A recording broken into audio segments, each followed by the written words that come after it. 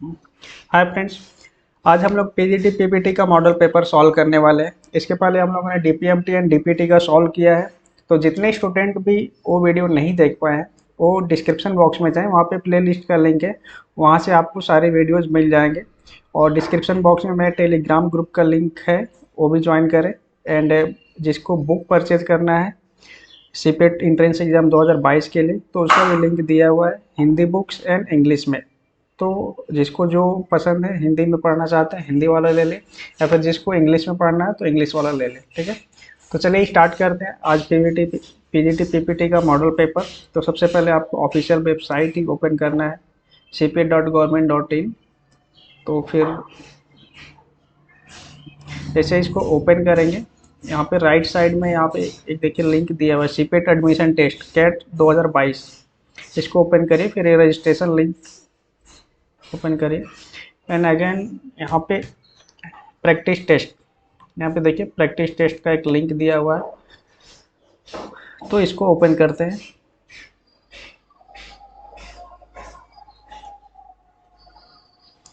तो इसमें भी सारे प्रोसीजर सेम है।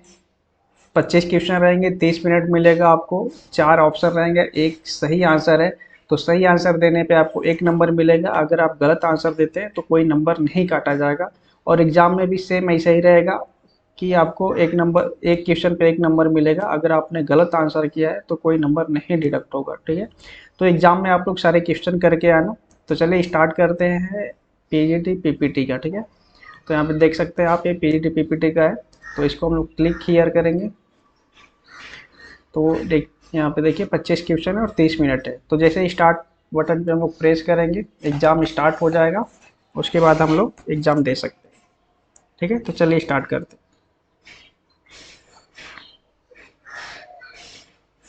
तो इसमें सबसे पहला जो क्वेश्चन है कि which of the following does not belong to Navratna group of Vikramaditya.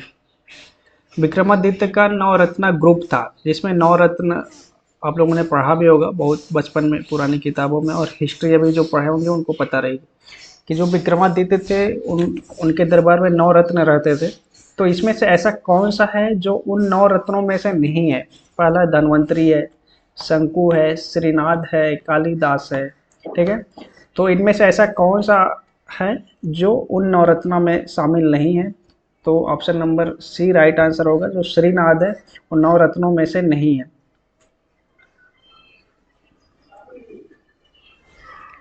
फिर दूसरा क्वेश्चन है, the battle of Haldi Ghati was fought between.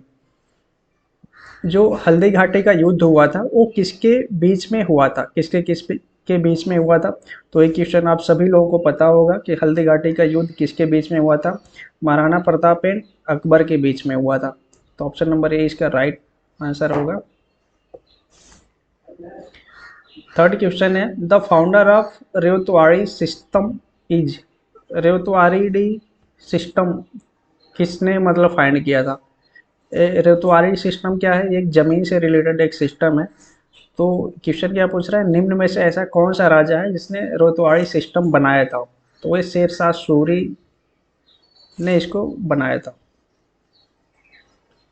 Question number fourth है, Ashtapradhan was a council of minister in the administration dash दिया हुआ है, इन द मतलब अष्टप्रधान was a council, अष्टप्रधान किसके दरबार में एक, यह एक काउंसिल था, यह किसके दरबार में बनाया गया था, किसके दरबार में यह लागू था अष्टप्रधान?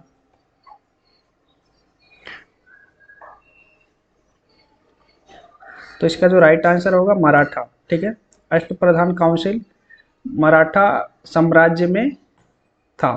ठीक है, मराठा साम्राज्य एडमिनिस्ट्रेशन।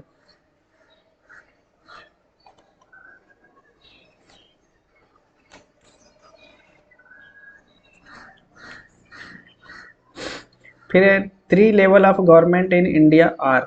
भारत में 3 स्तर कौन कौन से हैं गवर्नमेंट के, यानी कि सरकार के 3 स्तर कौन कौन से? पहले तो एक होता है राज्य लेवल पे होता है, यानी कि स्टेट लेवल पे। एक होता है लोकल लेवल पे होता है, यानी कि गांव वगैरह में जो होता है उसको लोकल, हम लोग लोकल सरकार बोलते हैं। फिर राज्य सरकार बोलते हैं, और एक सेंट्रल सरकार, केंद्रीय सरकार बोलते हैं इसको। जो पूरे इंडिया लेवल पे होता है उसको बोलते हैं केंद्रीय सरकार। तो central, state and local, option number B right answer होगा। सेंट्रल गवर्नमेंट यानी कि केंद्रीय सरकार, स्टेट गवर्नमेंट राज्य सरकार, and local government means local आपका जो ग्राम प्रधान एंड अदर इलेक्शन होते हैं उससे रिलेटेड हो गया, ग्रामीण क्षेत्रों से। तो centre, state and local. Next question है, the chief minister is a part of the, मुख्यमंत्री किसका भाग होता है? यहाँ पे 4 ऑप्शन होते हैं, तो मुख्यमंत्री पूछ रहा है कि इसमें से किसका एक भाग है, मतलब किसके अधीन होते हैं। लेजिस्लेचर, एग्जीक्यूटिव, कार्यकारिणी, एग्जीक्यूटिव का मतलब होता है कार्यकारिणी, ज्यूडिशरी मतलब न्यायिक संबंधित, न्याय से संबंधित, तो न्याय से संबंधित नहीं होते हैं। और लेजिस्लेचर भी इससे भी संबंधित नहीं होते, एग्जीक्यूटिव होते हैं। जो चीफ मिनिस्टर होते हैं एग्जीक्यूटिव होते हैं, यानी कि कार्यकारिणी होते हैं। Option number B right answer होगा इसका। क्वेश्चन नंबर 7 है कि in India local government in rural area is run by the, Bharat में जो लोकल गवर्नमेंट होती है यानी कि ग्रामीण क्षेत्रों में जो सरकार होती है, ग्रामीण रूरल एरिया ग्रामीण क्षेत्रों की जो सरकार होती है, इज रन बाय द, किसके द्वारा चलाया जाता है? भारत के ग्रामीण क्षेत्रों में जो सरकार होती है वो किसके द्वारा चलाई जाती है? तो होता है पंचायती राज। पंचायती राज, जिस ग्राम प्रधान आप लोग बोलते हैं ना, पंचायती राज व्यवस्था उसको बोलते हैं। On which of these subject can be state legislature make laws? On which these subject can the state legislature make laws? State legislature निम्नलिखित में से किसके ऊपर अपना रूल्स बनाता है यानी कि लॉज बनाता है? Option number A right answer होगा, defence of the country, foreign affair, agriculture, railway, इनमें से कोई नहीं है। डिफेंस ऑफ द कंट्री पे स्टेट लेजिस्लेचर अपना रूल्स बनाता है। ए मनी बिल, मनी विधेयक जिसको बोलते हैं हम लोग मुद्रा विधेयक, मतलब एक मुद्रा विधेयक क्या है वो पूछ रहा है।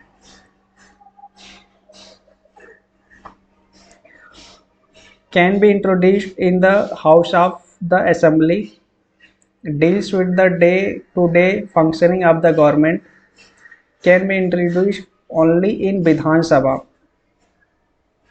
विधानसभा में ये केवल विधानसभा में मतलब परिचित कराया जाता है, ऐसा भी नहीं है। इसमें से नॉन ऑफ द एबव इसका राइट आंसर होगा, नॉन ऑफ द एबव, इनमें से कोई भी ऐसा नहीं है जो मुद्रा विधेयक को पारित कर सकता है। मुद्रा विधेयक जो होता है वो लोकसभा में पारित किया जाता है। तो यहाँ पे विधानसभा दे रहा है वो भी गलत है। And functioning of the government, deals the day to day functioning of the government, ये भी गलत है। एंड हाउस ऑफ असेंबली, ये भी गलत है। The constitutional head of the state is, the constitutional head of the state, राज्य के हेड कौन होते हैं? राज्य के मुखिया किसको बोलते हैं, मतलब न्यायिक मुखिया किसको बोलते हैं? तो हम लोग गवर्नर के हाथ में बहुत ज़्यादा पावर होता है। तो option number B right answer होगा। Which sultan has issued copper coins instead of gold and silver coins among the following, निम्न में से ऐसा कौन सा सुल्तान था जो गोल्ड, सोने और चांदी के सिक्कों के अलावा उसने कॉपर के सिक्के चलाए यानी कि तांबे के सिक्के चलाए? ऐसा कौन सा सुल्तान है जो सोना और चांदी को छोड़ के अलावा कॉपर के सिक्के चलाए, तांबा के? तो option number C right answer होगा, Mohammad bin Tughlaq. Who was sent by Aurangzeb against Shivaji, Shivaji से लड़ाई करने के लिए औरंगजेब ने किसको भेजा था? शिवाजी से लड़ाई करने के लिए औरंगजेब ने किसको भेजा था? तो इसका जो राइट आंसर होगा जय सिंह। औरंगजेब ने जय सिंह को भेजा था शिवाजी से लड़ाई करने के लिए। फिर नेक्स्ट है, who is known as first lady of Indian cinema, Indian cinema की first lady of Indian cinema के नाम से कौन जानी जाती है? पहला नरगिस दत्त, सरोजनी नायडू, मधु बालो, शोभा लक्ष्मी। तो इसका जो राइट आंसर होगा नरगिस दत्त। नरगिस दत्त को first lady of Indian cinema बोला जाता है। सही, इसमें कुछ क्वेश्चन डीपीएमटी के रिपीट हो रहे हैं। द स्लोगन इनकलाब जिंदाबाद वाज क्वाइंड बाय। इनकलाब जिंदाबाद का जो नारा था ये किसने लिखा था? इनकलाब जिंदाबाद का नारा किसने लिखा था? तो इसका जो राइट आंसर होगा मौलाना हसरत मोहानी। क्वेश्चन नंबर 15 है, the unit of EMF electromotive force. Electromotive force, EMF का फुल फॉर्म क्या होता है? Electromotive force of a cell is. Electromotive force का मात्रक क्या होता है? तो इसका मात्रक जो होता है वोल्ट होता है।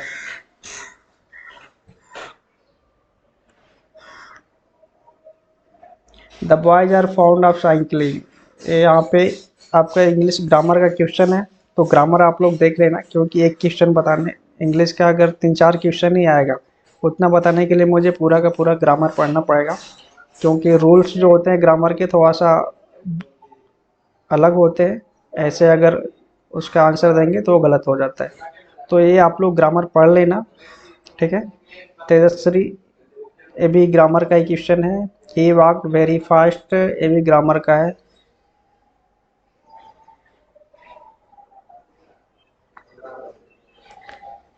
फर्स्ट डोंट मेक नॉइज, ये भी ग्रामर का ही है। 2 and 2 मेक 4 ड्यूरिंग। हाँ, एक क्वेश्चन अच्छा है आप लोगों का, केमिस्ट्री का क्वेश्चन है। During oxidation process electrons are.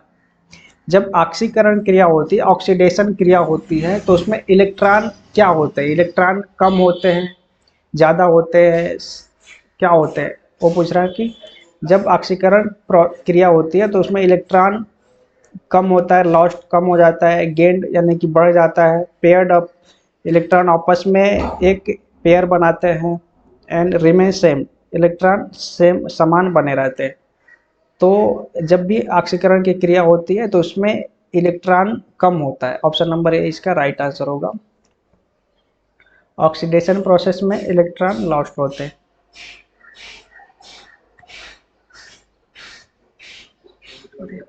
The process of heating the concentration ore in a limited supply of air or in the absence of air is known as। the process of heating the concentrated ore। एक सांद्रित अयस्क को गर्म करने की प्रक्रिया in the limited air, एक समान हवा के मौजूदगी में, or the absence of air is known as. जब किसी अयस्क को हम लोग बिना हवा में या फिर बिना हवा की मौजूदगी में गर्म करते हैं तो उसको क्या बोलते हैं? जब किसी भी अयस्क को हम लोग बिना हवा की मौजूदगी में गर्म करेंगे उसको क्या बोलेंगे? तो उसको मतलब बोलते हैं जलाना। तो जलाना को इंग्लिश में क्या बोलते हैं? कैल्सिनेशन। कैल्सिनेशन। बिना ऑक्सीजन का किसी भी मटेरियल को जलाने की प्रक्रिया को हम लोग कैल्सिनेशन बोलते हैं। तो option number B C right answer होगा, कैल्सिनेशन। क्वेश्चन नंबर 23 है, which one of the following vitamins is essential for coagulation of blood. Coagulation means क्या होता है? थक्का बनना, थक्का। इसेंशियल मतलब जरूरी।